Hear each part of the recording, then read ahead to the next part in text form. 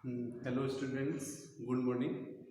आज हम death of partner का जो टॉपिक चल रहा था जॉइंट लाइफ पॉलिसी, उससे रिलेटेड अब तक हमने 2 केस किए थे। आज हम तीसरा केस करेंगे। अब जानिए तीसरा केस है क्या।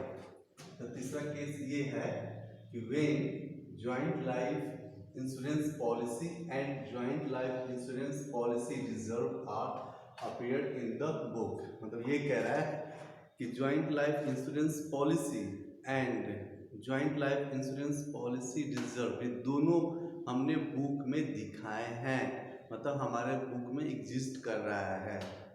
तो इसकी अकाउंटिंग कैसे होगी, तो उसको हम आगे बढ़ते हैं। पहला ये समझिए कि पहला हमने केस किया था कि जो भी हमने प्रीमियम पे किए थे उसको एक्सपेंस माने थे। दूसरे केस में हमने उसको कैपिटलाइज किए थे, ठीक है। और तीसरे केस में कि हम एक्सपेंस नहीं मान रहे, हम कैपिटलाइज कर रहे हैं, साथ में साथ हमने एक रिजर्व ऑलरेडी क्रिएट किया हुआ है insurance policy, joint insurance policy reserve के नाम पे। तो रिजर्व ये होता क्या है, मैंने already face to face class में इसको डिस्कस किया था कि हम क्या करते हैं कि जिस मतलब हम साल भर में जो भी हम प्रॉफिट कमाते हैं तो फ्यूचर के लिए कुछ पैसे हम रिजर्व में बचा के रखते हैं। जैसे मान लो हम 1 लाख रुपये हमने प्रॉफिट कमाए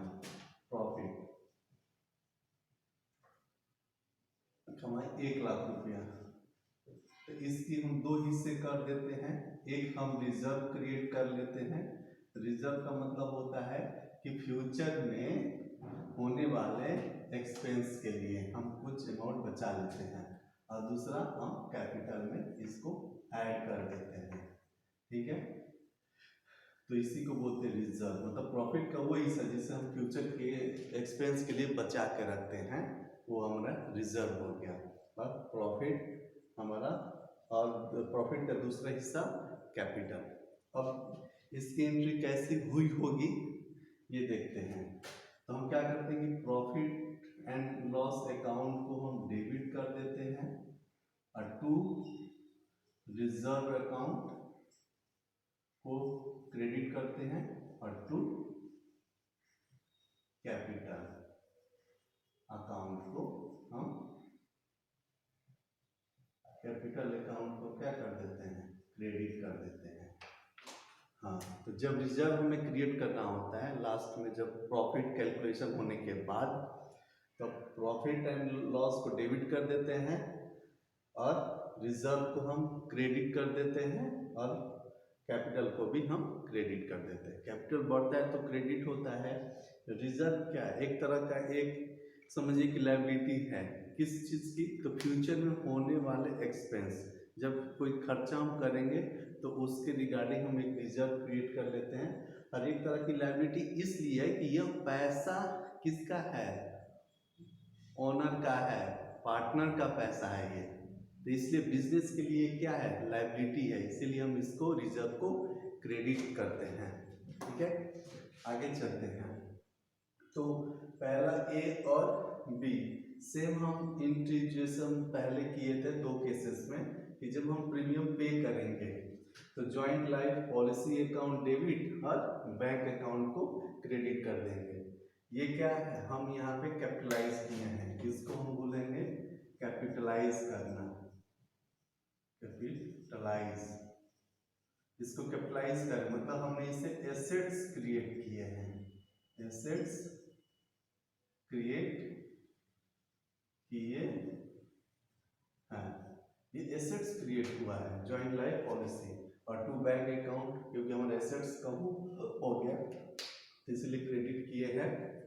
उसके बाद बी, जब पार्टनर के डेथ पर इंश्योरेंस कंपनी से डेथ पर इंश्योरेंस क्लेम किया जाता है, किससे, इंश्योरेंस कंपनी से हम क्लेम करते हैं, तो insurance company account debit to joint life policy account. ये ए और बी जो है सेम है, ठीक है, इसमें कोई चेंज नहीं है। जो 2 केसेस में, सॉरी केस नंबर जो सेकंड हम किए थे ना, उस वही है सेम। ये तो तीनों केस में आएगा जो भी है। ए केस नंबर 2 में जो हम पढ़े थे जनरल एंट्री, वही सेम है यहाँ पे। चेंज आता है नंबर सी पे, जब ज्वाइंट लाइफ पॉलिसी रिजर्व, जो हमने रिजर्व यहाँ पे हमने क्रिएट किया हुआ है इंश्योरेंस पॉलिसी के अगेंस्ट, तो हम क्या करते हैं कि जो हम कैपिटलाइज किए होते हैं ज्वाइंट लाइफ पॉलिसी, ठीक है, इसको जो कैपिटलाइज किए होते हैं उसमें हम इसको क्या करते हैं, ट्रांसफर कर देते हैं। मतलब जो कैपिटलाइज किए हैं उसको हम यहाँ पे क्रेडिट कर दिए और रिजर्व को यहाँ पे डेबिट कर दिए। तो इससे क्या होता है कि दोनों अकाउंट क्लोज हो जाते हैं। जो हमने यहाँ पे क्रेडिट किया रिजर्व को, हम यहाँ पे रिजर्व को डेबिट कर दिया। ज्वाइंट लाइफ पॉलिसी को हमने यहाँ पे डेबिट किया और यहाँ पे ज्वाइंट लाइफ पॉलिसी को हमने क्रेडिट कर दिया, तो दोनों अकाउंट क्लोज हो गए कि नहीं।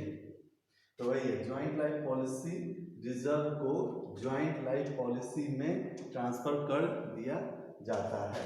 तो ट्रांसफर करने के लिए क्या करेंगे, तो joint life policy reserve account को डेबिट कर देंगे और ज्वाइंट लाइफ पॉलिसी को हम क्रेडिट कर देते हैं। ठीक है, नेक्स्ट आते हैं। नेक्स्ट अब आते हैं उसके नेक्स्ट जनरल एंट्री में कि उसके आगे का जनरल एंट्री क्या होगा। तो डी नंबर, सी तक हमने पढ़ा।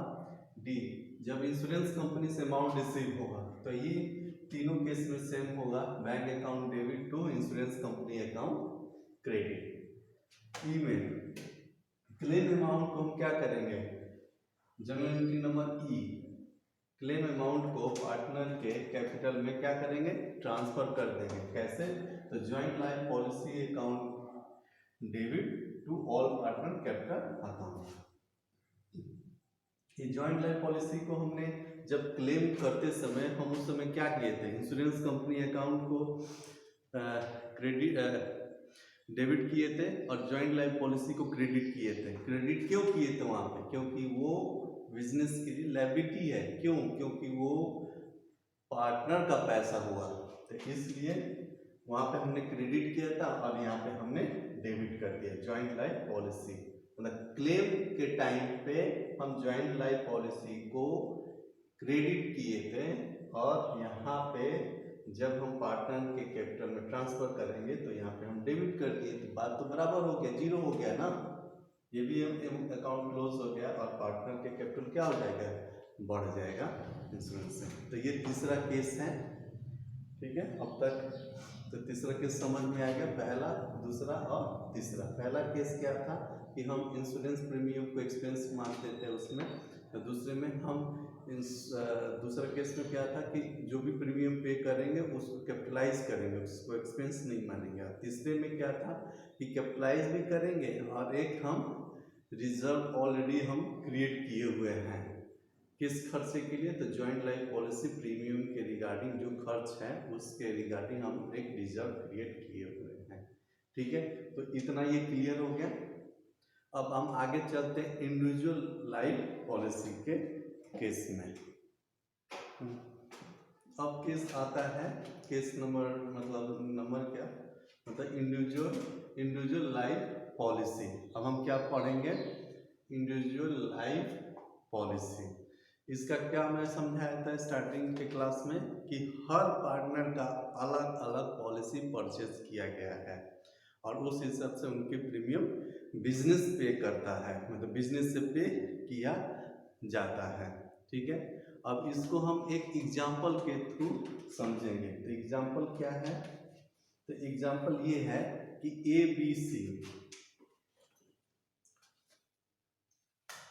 ABC पार्टनर है, ABC ये है पार्टनर।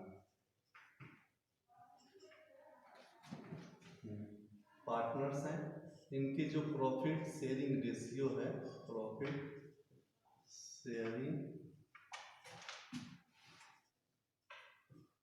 रेशियो है 2:3। ठीक है, अब देखते हैं इनकी जो लाइफ पॉलिसी, हमने जो पॉलिसी परचेज किया है उसके अमाउंट क्या है, पॉलिसी अमाउंट ऑफ ए। तो जो पॉलिसी परचेज किया है ए का, तो ये है हमारा 2 लाख। बी का है 1,60,000, सी का है 3,20,000। ठीक है, अब देखो इसमें सी का, ये जो सी है इसका डेथ हो जा रहा है, सी का डेथ हो जा रहा है।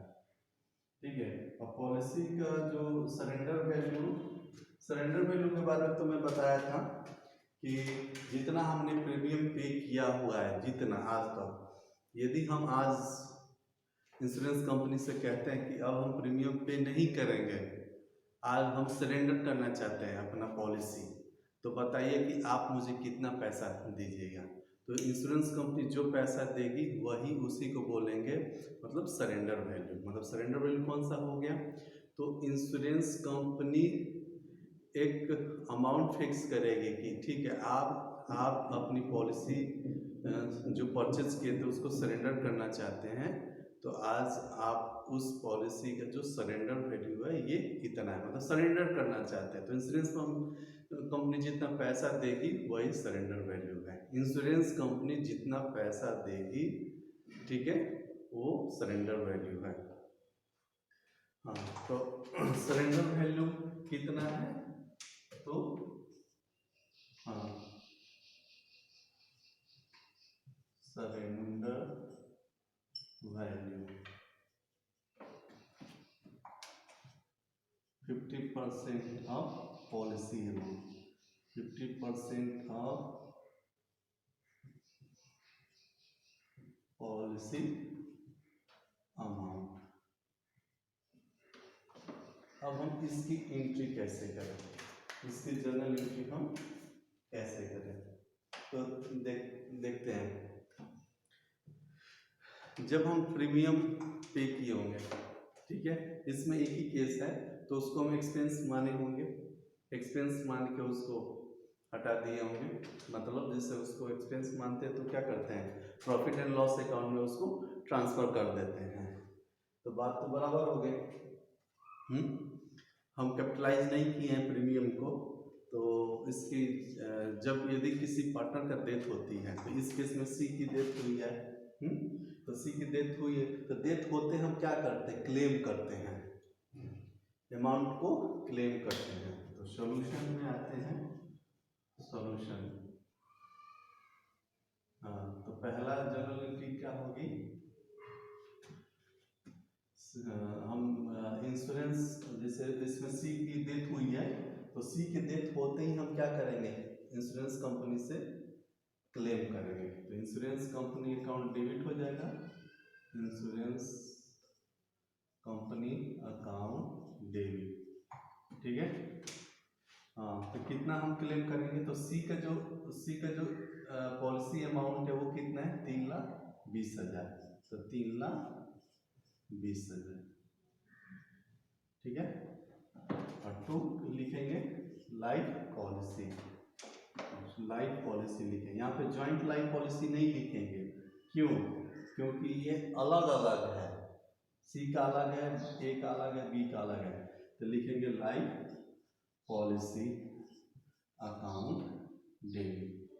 अब ये देखो हम इसको क्रेडिट क्यों किए, क्योंकि बिजनेस का पैसा नहीं है, यदि पैसा आएगा तो एक लायबिलिटी क्रिएट कर रहे हैं, क्योंकि ये पार्टनर का पैसा है, ये बिजनेस का पैसा नहीं है। इंश्योरेंस कंपनी को डेबिट इसलिए क्योंकि एसेट्स है, क्यों एसेट्स है, क्योंकि ये हमें पैसा देगा। तो एसेट्स का डिफिनेशन पता है ना, कि जहाँ से हमारा जो बिजनेस को सुविधा दे, जहाँ से कैश आए, जो बिजनेस को लाभ पहुँचाए, ये एसेट्स की 3 कैटेगरी है। तो ये पैसा आएगा इसलिए ये एसेट्स है, इसलिए हमने इसको डेबिट कर दिया। ठीक है, तो यहाँ पे एडिशन में लिखेंगे बीन क्लेम्ड अमाउंट, हमने क्या किया है, अमाउंट को क्लेम किया है। फिर बी में हम आ जाएंगे, तो बी में क्या एंट्री पास होगी, जब इंश्योरेंस पॉलिसी हमें पैसा देगी तो क्या एंट्री हम पास करेंगे, bank account to insurance company, जब हमें पैसा मिल जाएगा तो वही एंट्री, हाँ, अमाउंट जब हम रिसीव कर लेंगे, amount received from insurance company, insurance company. तो यहाँ पे क्या एंट्री होगी, बैंक अकाउंट, इंश्योरेंस कंपनी क्या बैंक में पैसा देगी, हाथ में कैश तो देगी नहीं, तो कितना देगी, 3,20,000, 3,20,000। टू हमें समझना है सी नंबर जर्नल एंट्री को अच्छे से, ठीक है। तो यहाँ पे आ जाएगा टू इंश्योरेंस कंपनी, क्योंकि इंश्योरेंस कंपनी अकाउंट जो पैसा दे देगी तो उसको हम क्रेडिट कर देंगे, क्योंकि हमारा एसेट्स खत्म हो गया। तो 3,20,000, ठीक है, इसको नोट कर लें।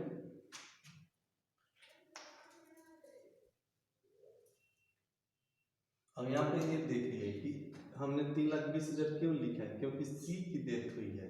तो सी की डेथ हुई है तो उसका जो पॉलिसी वैल्यू है 3,20,000, वही हम क्लेम करेंगे ना।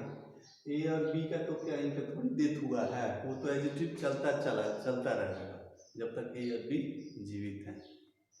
तो यहाँ पे सी का केवल हम क्लेम करेंगे सी के regarding.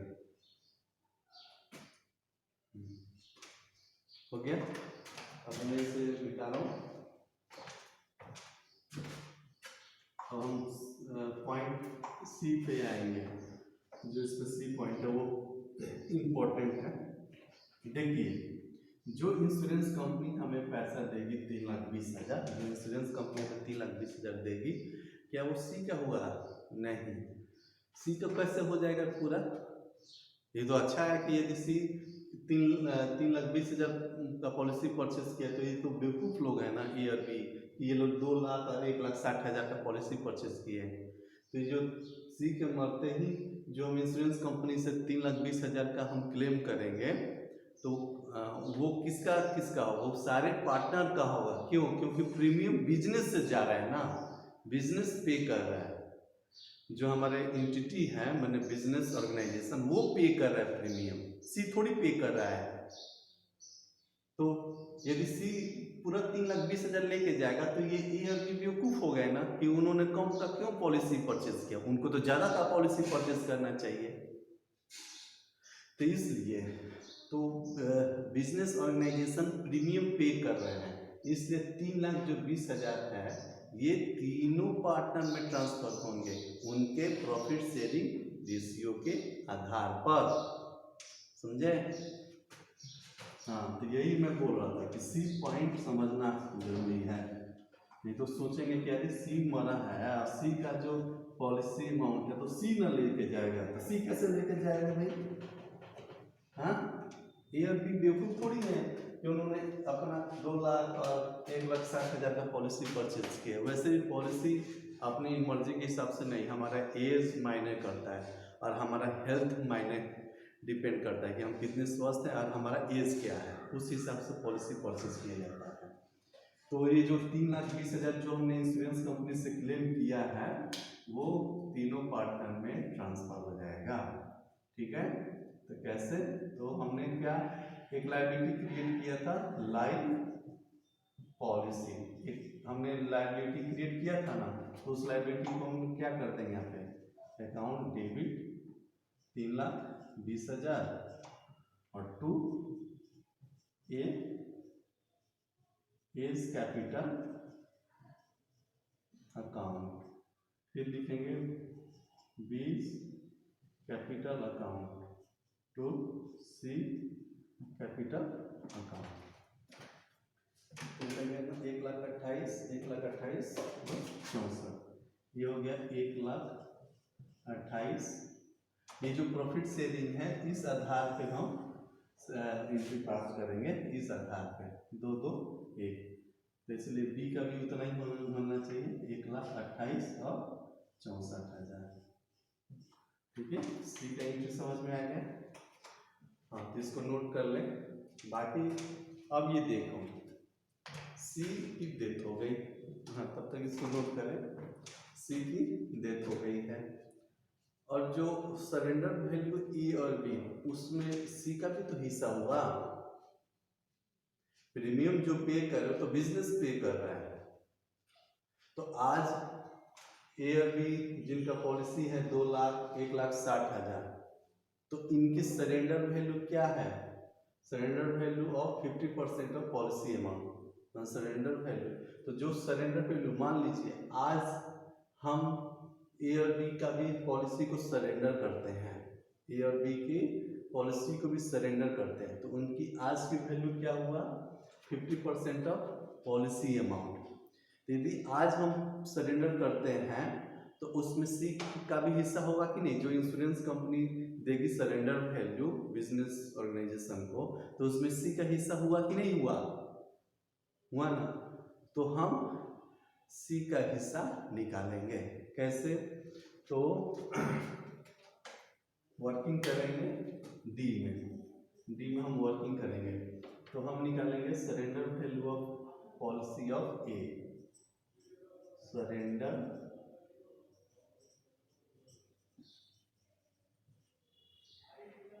Value of policy of A, ठीक है। फिर surrender value of policy of B. अब इसका जो आज एक इसको क्लियरली समझिए, यदि आज हम इनके पॉलिसी को सरेंडर करते हैं ए और बी को, तो इंश्योरेंस अमाउंट से, इंश्योरेंस कंपनी से जो अमाउंट हमें रिसीव होगा उसमें सी का भी हिस्सा है कि नहीं हिस्सा है ना। तो इसलिए हम सी के साथ कोई ऐसा नहीं करेंगे कि सी को नुकसान हो, क्योंकि सी का जो इंश्योरेंस कंपनी से पैसा मिला सी के पॉलिसी के रिगार्डिंग, उसमें तो ए बी भी ले लिया, तो ए और बी का जो हिस्सा है मतलब पॉलिसी वाला, उसमें सी का हुआ कि नहीं हिस्सा, तो इसलिए हम निकालेंगे। ठीक है, क्या निकालेंगे? Surrender value. तो सरेंडर वैल्यू पॉलिसी कितना है? 1,00,000, हाँ इनका कितना है? 2,00,000, तो 2,00,000 है ए का, तो 2,00,000 का हम 50% निकालेंगे, गुने 50% इसका तो कितना हो जाएगा? 1,00,000। ठीक है, बाहर तो उनके सरेंडर वैल्यू में जो यदि आज हम सरेंडर करते हैं ए और बी की पॉलिसी को, तो उसमें सी का भी हिस्सा होगा कि नहीं होगा? जो इंश्योरेंस, यदि इंश्योरेंस कंपनी आज जो सरेंडर वैल्यू निकालती है, तो हमने क्वेश्चन में क्या लिखे थे कि surrender value is equal to 50% of amount of policy. तो ए और बी का जो पॉलिसी है 2,00,000 और 1,60,000, तो इस हिसाब से 2,00,000 का 50% 1,00,000 हो गया, 1,60,000 का 50% कितना हो गया? 80,000। तो टोटल आज सरेंडर वैल्यू कितना हो? 1,80,000। तो 1,80,000 में सी का हिस्सा कितना हुआ? तो उसका जो हम प्रॉफिट शेयरिंग रेशियो के हिसाब पे हम देख लेंगे, तो प्रॉफिट शेयरिंग रेशियो सी का कितना हुआ इसमें? तो ये इसको हम लोग क्या जोड़ लेते हैं ना, 2 2 4 1 5, तो 2/5, 2/5 और 1/5। तो यहाँ पे हम लिखते हैं कि शेयर ऑफ सी, ठीक है, share of C in surrender value, surrender value में सी का शेयर, तो कितना हो गया? 1,80,000, 1,80,000 इंटू सी का हिस्सा कितना है? 1/5, 1/5 इक्वल टू आ जाएगा 36,000। ठीक है, अब यहाँ पे आगे ये चीज समझना है, ये जो 36,000 सी को मिलना चाहिए, ठीक है, लेकिन हम एक्चुअल में ऐसा कुछ नहीं करने जा रहे हैं, न हम अपना इंश्योरेंस पॉलिसी सरेंडर करें, ऐसा कुछ नहीं करें, लेकिन सी को नुकसान न हो इसलिए एक ये कैलकुलेशन है अभी हम कर रहे हैं। तो ये जो 36,000 रुपया अभी तो हम सरेंडर कर नहीं रहे हैं, तो 36,000 रुपया इस सी को कैसे मिलेगा? तो ए और बी देगा, किस रेशियो में देगा? तो इनका रेशियो 2:2 है ना, मतलब आधा आधा दे देंगे, मतलब किसको दे देंगे? सी को दे देंगे, ताकि सी को नुकसान ना हो। इन फ्यूचर यदि लोग सरेंडर करेंगे तो 36,000 रुपये इन्हीं लोगों को न मिलेगा, सी उस समय थोड़ी आएगा, सी का तो डेथ हो गया है, और सी का जो क्या बोलते हैं, सी का उनको उत्तराधिकारी लोग हैं वो थोड़ी आएंगे मांगे, एक बार हिसाब हो गया खत्म। ठीक है, तो इसलिए सी को हम 36,000 दे देंगे। कौन देगा? तो ए और बी अपने कैपिटल में से दे देंगे। तो ए और बी के कैपिटल को क्या करेंगे? डेबिट कर देंगे, और सी के कैपिटल को क्रेडिट कर देंगे 36,000 से। और बाद में यदि सरेंडर करते भी हैं तो पैसा जो 36,000 मिलेगा सी का जो हिस्सा में, तो ये किसका होगा? ए और बी को ही होगा ना। हाँ, तो इसकी जनरल एंट्री हम करते हैं।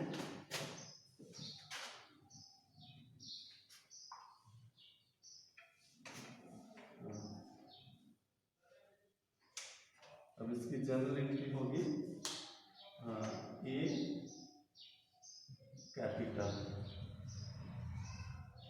Account debit. ठीक है,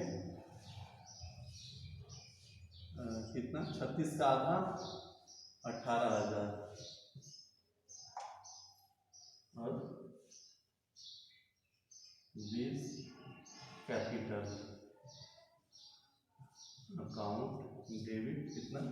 18,000। उसके बाद सी के कैपिटल को बढ़ा दिए, अकाउंट 36,000।